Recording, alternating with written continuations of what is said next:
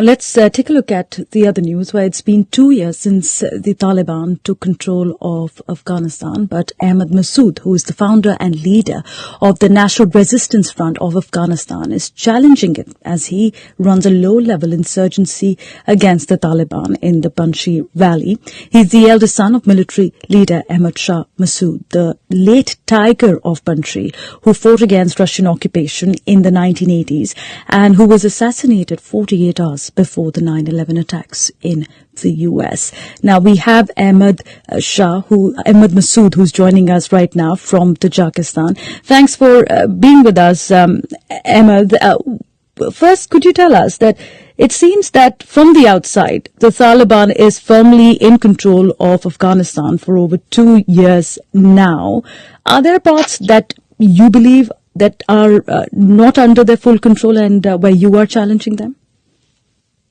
Hello, and thank you so much for having me. The term firmly controlling, it is up to the debate in question, especially nowadays that I'm sure you know, although the world is busy with Ukraine and Gaza, but recently there has been a lot of attacks on the Taliban across the country, especially in the big cities, in a span of just 2 years.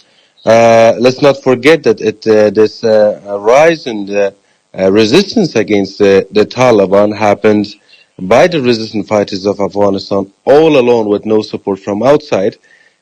It is based on the people's complete unhappiness from the Taliban rule and the Taliban's behavior. And it is just expanding and it is spreading. But who's helping you in this effort? Because as I understand that you have been to Moscow at the invitation of Russian President Vladimir Putin recently, where you also took part in a diplomatic forum. So has there been any financial or any other help extended by Russia to your group? No, I've been traveling to a lot of countries. I've been to Europe and I've been to regional countries for the past 2 years.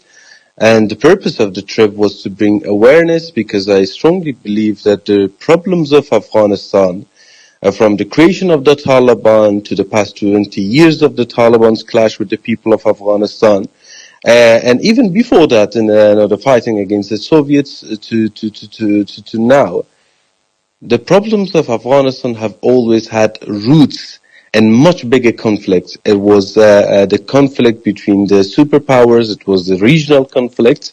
So it was always because of others that unfortunately we are now facing such situations. So therefore I have been traveling across Europe and I've been traveling to the regional countries to bring awareness that Afghanistan peace lies in their cooperation. So and what's the response forward to the regional and the international cooperation for solving the issues of Afghanistan. And because right now this individual or these sort of engagement with the Taliban by countries, it is not doing any good for my people.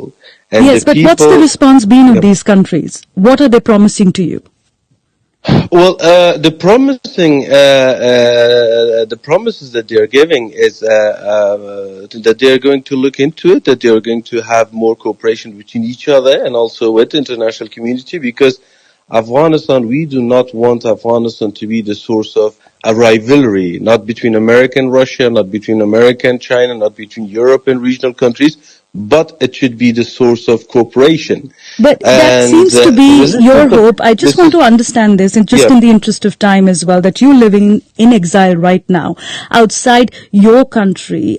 You have said in your previous interviews that you yourself are a targeted person of interest right now from the Taliban. So, and you are traveling to all these countries, including Russia, which seems to be having their own sets of conversation with the Taliban to explore trade routes, and that's something their administration has admitted as well. So what's the hope here that you have for getting support from those kind of countries?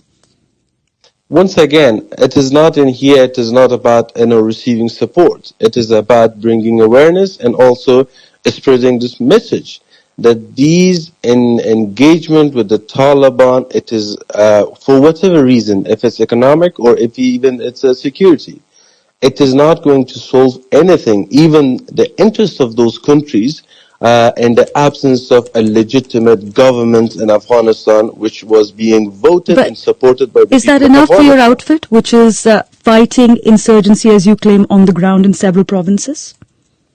Well, the thing is, the fighting that we are doing, it is the last resort.